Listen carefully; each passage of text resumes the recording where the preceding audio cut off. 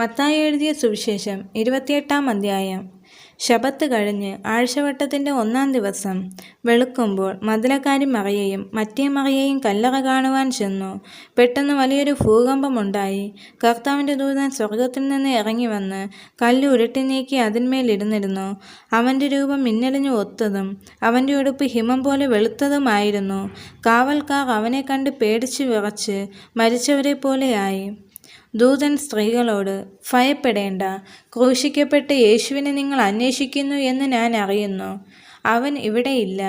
താൻ പറഞ്ഞതുപോലെ ഉയർത്തെഴുന്നേറ്റു. അവൻ കിടന്ന സ്ഥലം വന്ന് കാണുവിൻ. അവൻ മരിച്ചവരുടെ ഇടയിൽ നിന്ന് ഉയർത്തെഴുന്നേറ്റു എന്ന് വേഗം ചെന്ന് അവൻ്റെ ശിഷ്യന്മാരോട് പറയുവിൻ. അവൻ നിങ്ങൾക്ക് മുമ്പ് ഗലീലയ്ക്ക് പോകുന്നു. അവിടെ നിങ്ങൾ അവനെ കാണും. ഞാൻ നിങ്ങളോട് പറഞ്ഞിരിക്കുന്നു എന്ന് പറഞ്ഞു.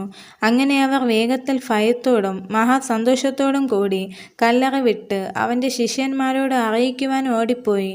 എന്നാൽ യേശു അവരെ എതിരേറ്റ് നിങ്ങൾക്ക് വന്ദനമെന്ന് പറഞ്ഞു. അവർ അടുത്ത് ചെന്ന് അവൻ്റെ കാൽ പിടിച്ച് അവനെ നമസ്കരിച്ചു. യേശു അവരോട്, ഭയപ്പെടേണ്ട, നിങ്ങൾ പോയി എൻ്റെ സഹോദരന്മാരോട് ഗലീലയ്ക്ക് പോകുവാൻ പറയുവിൻ. അവിടെ അവർ എന്നെ കാണുമെന്ന് പറഞ്ഞു. അവർ പോകുമ്പോൾ കാവൽക്കൂട്ടത്തിൽ ചിലർ നഗരത്തിൽ ചെന്ന് സംഭവിച്ചതെല്ലാം മഹാപുരോഹിതന്മാരോട് അറിയിച്ചു. അവർ ഒന്നിച്ചുകൂടി മൂപ്പന്മാരുമായി ആലോചന കഴിച്ചിട്ട് പടയാളികൾക്ക് വേണ്ടുവോളം പണം കൊടുത്തു. അവൻ്റെ ശിഷ്യന്മാർ രാത്രിയിൽ വന്ന്, ഞങ്ങൾ ഉറങ്ങുമ്പോൾ അവനെ കട്ടുകൊണ്ടു പോയി എന്ന് പറയുവിൻ.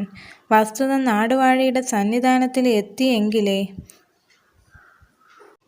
ഞങ്ങൾ അവനെ സമ്മതിപ്പിച്ച് നിങ്ങളെ നിർഭയരാക്കിക്കൊള്ളാമെന്ന് പറഞ്ഞു.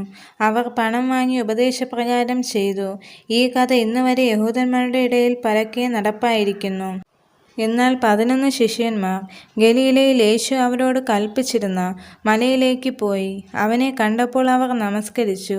ചിലരോ സംശയിച്ചു.